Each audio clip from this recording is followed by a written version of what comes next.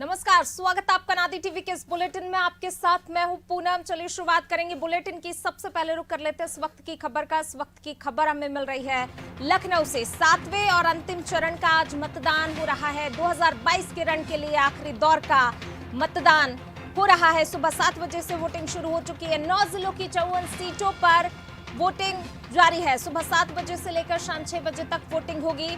आजमगढ़, मऊ, जौनपुर, गाजीपुर, चंदौली, वाराणसी, मिर्जापुर, भदोही, सोनभद्र में वोटिंग चल रही है। लगातार मतदाता जो है मतदान केंद्र तक पहुंचकर आज लोकतंत्र के महायज्ञ में पूर्णाहुति दे रहे हैं। 7वें चरण में कुल 613 प्रत्याशी मैदान में है। 613 प्रत्याशियों के भाग्य का फैसला आज मतदाता करने वाले हैं। तो 7वां और अंतिम चरण, यूपी की 403 विधानसभा सीटें हैं। 7वां फेज, अंतिम फेज, जहां आज इस वक्त वोटिंग हो रही है।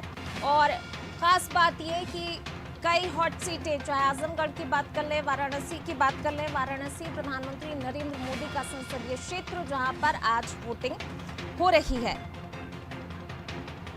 6 चरणों में 349 सीटों पर वोटिंग हो चुकी है और आज आखिरी चरण। ज्यादा जानकारी के लिए सीधे रुख कर लेते हैं हमारे संवाददाता अशफाक। अशफाक हमारे साथ लाइव जुड़ रहे हैं। अशफाक, 7वां और अंतिम चरण लोकतंत्र के इस जो है महायज्ञ में आज पूर्णाहुति का दिन है और लगातार मतदाता मतदान केंद्र तक पहुंच भी रहे होंगे। आज कितना अहम ये चरण, क्योंकि खासतौर से अगर बात करी जाए कई सारी हॉट सीटें हैं, चाहे हम प्रधानमंत्री के संसदीय क्षेत्र वाराणसी की बात कर लें या फिर आजमगढ़ की बात कर लें। बिल्कुल पूनम, जैसा कि आपने बताया कि ये चरण बहुत ही महत्वपूर्ण चरण है और ये सत्ता पक्ष के लिए भी महत्वपूर्ण है, विपक्ष के लिए भी महत्वपूर्ण है। यही नहीं, विपक्ष में समाजवादी पार्टी गठबंधन हो, कांग्रेस हो या बीएसपी हो या दूसरे छोटे दल है, उनके लिए भी कई महत्वपूर्ण सीटें, कई महत्वपूर्ण उम्मीदवार चुनाव मैदान में डटे हुए हैं। तो सुबह से जो खबर आ रही है उसके मुताबिक जो है मतदाताओं में बड़ा उत्साह देखा जा रहा है और कहा यह जा रहा है कि पूर्वांचल की इन 54 सीटों में बाकी जगहों के मुकाबले वोटिंग का परसेंटेज बढ़ सकता है। जो कि सुबह में, अगर सुबह की अगर 2 घंटे की बात करें, कुछ ही देर में चुनाव आयोग इन 2 घंटों की रिपोर्ट देगा, लेकिन खबर यह मिल रही है कि तकरीबन 10% के आसपास वोटिंग हो रही है, उम्मीद है कि होगी। इन 54 सीटों की बात करें तो 9 जिले शामिल हैं इसमें और 6 मंत्री योगी सरकार के इस चुनाव मैदान में उतरे हुए हैं, जिसमें एक कैबिनेट मंत्री दारा सिंह चौहान ने इस्तीफा दिया था और वो अब समाजवादी पार्टी की सीट टिकट से घोसी, जो मऊ में पड़ता है, वहां से चुनाव लड़ रहे हैं। 5 मंत्रियों में 2 मंत्री वाराणसी से चुनाव लड़ रहे हैं जो स्वतंत्र प्रभार के हैं। रविंद्र जायसवाल स्वतंत्र प्रभार के मंत्री। उसके बाद जो है अनिल राजभर शिवपुर वाराणसी सीट से कैबिनेट मंत्री, वो चुनाव लड़ रहे हैं और अनिल राजभर के सामने जो है सुलदेव भारतीय समाज पार्टी के राष्ट्रीय महासचिव और जो ओम प्रकाश राजभर के बेटे जो है वो सामने खड़े हुए हैं, अरुण राजभर। तो ये लड़ाई बड़ी रोमांचक है। उसके बाद अगर आप देखें तो पूर्व सांसद रमाकांत यादव, जो कि बाहुबली है, वो चुनाव लड़ रहे हैं फूलपुर सीट से आजमगढ़ की। उत्तर प्रदेश जौनपुर की सीट सदर से जो है गिरीश यादव जो मंत्री है, वहां से वो चुनाव लड़ रहे हैं और रमाशंकर सिंह पटेल ऊर्जा राज्य मंत्री थे, वो जो है वहां से सोनभद्र से चुनाव लड़ रहे हैं। तो कहीं ना कहीं जो है ये चुनाव बड़ा योगी सरकार के लिए भी और विपक्ष के लिए भी बहुत महत्वपूर्ण है। जी पूनम। बिल्कुल अशफाक, काफी महत्वपूर्ण ये चरण है जिस तरीके से आपने बताया। अगर हम अब सीटों की बात करें, आजमगढ़ की थोड़ी सी बात कर लेते हैं क्योंकि वो भी एक महत्वपूर्ण सीट है। वाराणसी की भी जो है बात करते हैं यहाँ पर, क्योंकि प्रधानमंत्री नरेंद्र मोदी का संसदीय क्षेत्र है वाराणसी। तो यहाँ पर किस प्रकार की स्थिति आपने देखी, क्योंकि अगर रोड शो जो प्रधानमंत्री का हुआ था वो उसने काफी हलचल पैदा की थी वाराणसी में। देखिए, अगर प्रधानमंत्री नरेंद्र मोदी के संसदीय क्षेत्र वाराणसी की बात करें तो पिछले 2017 के चुनाव में बीजेपी ने यहां क्लीन स्वीप किया था। 6 सीटें बीजेपी को मिली थी, एक उसके गठबंधन साथी ओम प्रकाश राजभर की पार्टी सुभाषपा को मिली थी और दूसरे गठबंधन अपना दल जो है उसको 1 सीट मिली थी। लेकिन इस बार सुभाषपा ने साथ छोड़ दिया है बीजेपी का, वो समाजवादी पार्टी के साथ मैदान में ताल ठोक रही है। दूसरी चीज, ये प्रधानमंत्री का क्षेत्र है, यहाँ पर न सिर्फ प्रधानमंत्री नरेंद्र मोदी ने बल्कि प्रधानमंत्री के बाद अखिलेश यादव ने एक बड़ा रोड शो किया था और उसमें भी काफी भीड़ देखी गई थी। उससे एक दिन पहले प्रियंका गांधी, जो कि कांग्रेस की राष्ट्रीय महासचिव हैं, उन्होंने भी रोड शो किया था, उसमें भी भीड़ देखी गई है। तो रोड शो में तकरीबन सभी नेताओं की काफी भीड़ देखी गई थी और या यूं कहें कि जनता ने सभी नेताओं का स्वागत किया था। लेकिन जो मतदान स्थल है, जब मत पड़ेगा तो ये देखना दिलचस्प होगा कि किसके जो हक में ये जो है वोटर अपना जो है फैसला सुनाते हैं। आजमगढ़ की बात अगर हम कर ले तो ये संसदीय क्षेत्र अखिलेश यादव का है और समाजवादी पार्टी का गढ़ इसको माना जाता है। जब बहुत यानी 47 सीटों पर सिमट गई थी समाजवादी पार्टी, तब भी यहां से उसे सफलता मिली थी।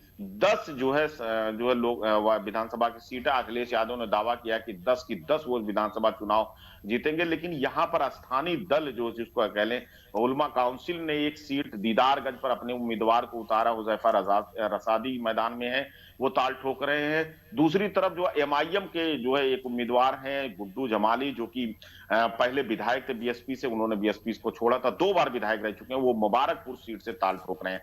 यही नहीं, नफीस अहमद जो कि समाजवादी पार्टी के हैं, वो जो ताल दूसरी बार चुनाव लड़ रहे हैं और वो जो है गोपालपुर सीट से मैदान में है। बाहुबली है रमाकांत यादव, पूर्व सांसद रह चुके हैं, 4 बार के विधायक रह चुके हैं। इस बार फूलपुर से समाजवादी पार्टी ने उन्हें टिकट दिया। इससे पहले बीजेपी से उनके बेटे विधायक थे और बीजेपी ने उनका टिकट काट दिया, तो वो मैदान में ताल ठोक रहे हैं। तो कहीं ना कहीं आजमगढ़ में भी लड़ाई जो है इतनी आसान किसी भी राजनीतिक दल के लिए होती नहीं दिख रही है। जी पूनम।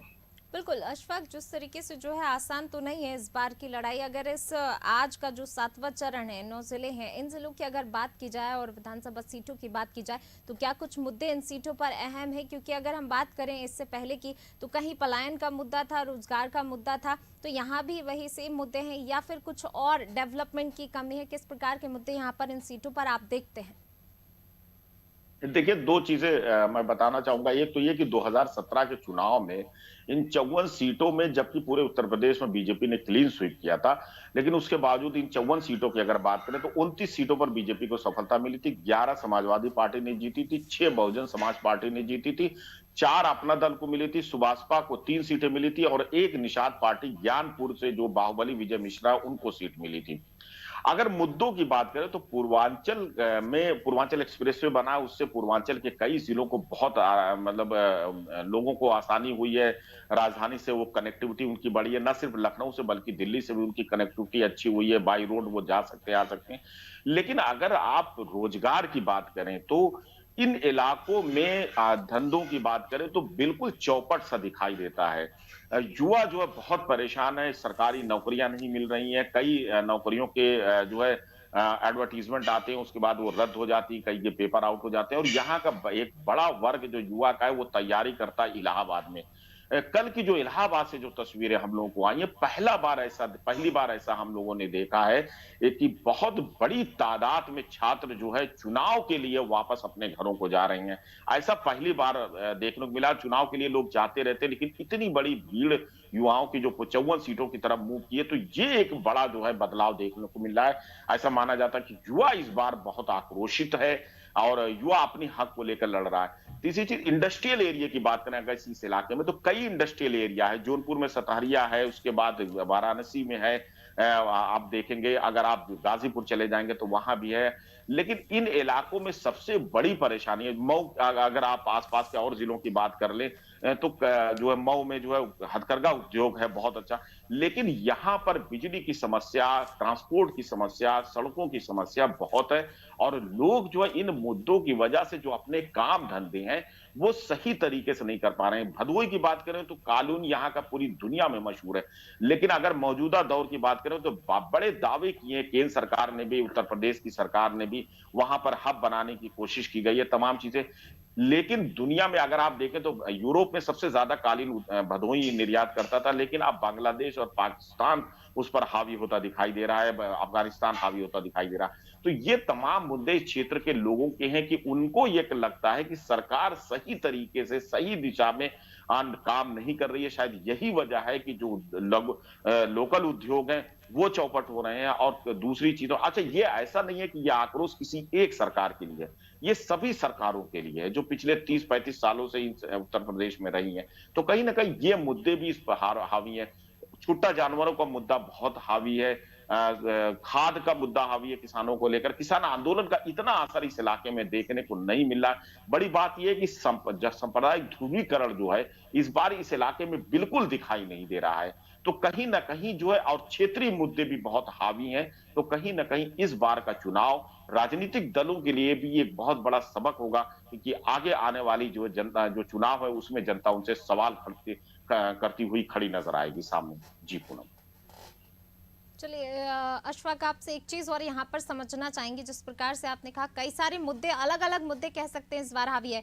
वोटर भी काफी साइलेंट रहा है, सभी के रोड शो में पहुंचा, मतलब इस बार वोटर को भाप पाना काफी मुश्किल है। लेकिन बात की जाए अगर पार्टियों की, प्रियंका गांधी ने मोर्चा संभाला, कहीं ना कहीं वो महिलाओं को आकर्षित करती नजर आई और उसका असर दूसरी पार्टियों पर भी दिखा कि महिलाओं को साधने की कोशिश की गई।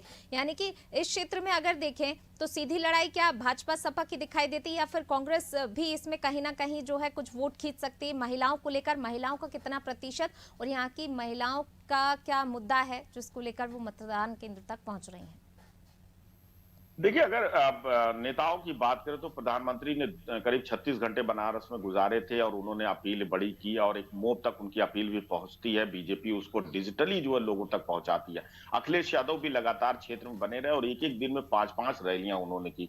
मायावती ने इस इलाके में कम रैली की, उतनी नहीं की, लेकिन बीएसपी के दूसरे नेताओं ने तकरीबन हर विधानसभा को कवर करने की कोशिश की। खासतौर पर बीएसपी महासचिव जो है एससी मिश्रा, जो राज्यसभा सांसद भी हैं। प्रियंका गांधी की बात करें तो उन्होंने भी कई इलाकों में रोड शो किया है, कई इलाकों रैलियां की हैं और कोशिश उनकी ये रही है कि युवाओं को और महिलाओं को टारगेट किया जाए। अगर आप महिलाओं की बात करें तो महिलाओं का मुद्दा, पूर्वांचल की खासतौर पर मैं बात करूं तो महिलाओं के लिए रोजगार का कोई साधन नहीं है। जो घरों में पहले काम होते थे, चाहे बनारस की साड़ी का हो, चाहे मऊ के कुटीर उद्योग हो, चाहे भदोही का उद्योग हो, चाहे जौनपुर का बीड़ी उद्योग हो या इतर उद्योग हो, इस तरह के महिलाओं के छोटे काम होते थे जिसमें मजदूरी बहुत कम मिलती थी। बाद में ये उद्योग भी चौपट हो गए। तो महिलाओं के लिए यहाँ एक जो छोटे उद्योग की बात करें, एजुकेशन को लेकर अगर हम बात करें महिलाओं की, तो बहुत कोई स्कूल बड़े नहीं है, कुछ प्राइवेट स्कूल भले खुले हैं लेकिन सरकारी तौर पर बहुत बड़े प्रयास नहीं हुए। रोजगार की बात करें महिलाओं के लिए तो इस इलाके में नौकरी करना महिलाओं के लिए सबसे टफ काम हो सकता जो है। हम लोग देखते हैं कि यहाँ पर सबसे टफ काम, और उन्हें नौकरी भी, जॉब भी नहीं मिल रही है क्योंकि कोई ऐसा हब बिजनेस का नहीं बन पाया है। तो कहीं ना कहीं महिलाएं जो आधी आबादी हमारी है उनको जो प्रियंका गांधी का जो नारा था और उसके बाद तमाम राजनीतिक दलों ने उसको लपका है, एक जो टीस उनमें जरूर है। जब वो मतदान केंद्र पर जाती है, जब हम लोग बात करते हैं तो उनकी टीस ये नजर आती है। लेकिन ये वोट में कितना कन्वर्ट होगी कांग्रेस के लिए या दूसरे दलों के लिए, कितना लुभाती है, ये देखने वाली बात होगी। लेकिन इतना मैं जरूर कहूंगा कि पिछले कई विधानसभा चुनाव मैं कवर करता रहा हूं, पंचायत चुनाव कवर करता रहा हूं, महिलाओं में इतनी जागरूकता और अपने मुद्दे को लेकर, सुरक्षा के खासतौर पर मुद्दे को लेकर मैंने पहली बार ये देखा। ये एक बहुत बड़ा बदलाव है और मुझे ये लगता है कि जो वोटर है, जो हम आम मतदाता, जो आम शहरी है, जो आम ग्रामीण का निवासी है, उसको अगर अपने मुद्दे की नॉलेज हो जाएगी तो राजनीतिक दल जो है दूसरी तरफ उन्हें घुमाने की जो कोशिश करते हैं, जो नेता करते हैं, शायद वहां से विवादित बयानों से, विवादित मुद्दों से दूर हटके वो आम जनता से मुद्दों पर बात करेंगे। जी पूनम। जी अशफाक, शुक्रिया इस तमाम जानकारी को साझा करने के लिए। तो बिल्कुल मतदान सुबह 7 बजे से जारी है जो कि शाम 6 बजे तक चलेगा। तो उत्तर प्रदेश में आज 7वें और अंतिम चरण का मतदान हो रहा है और जिसको लेकर जो है मतदाताओं के कई सारे मुद्दे, खासतौर से युवाओं को काफ़ी ज़्यादा इस बार परेशानी है। युवा वर्ग काफ़ी परेशान है और अपने मुद्दों को लेकर जो है युवा वर्ग मतदान केंद्र तक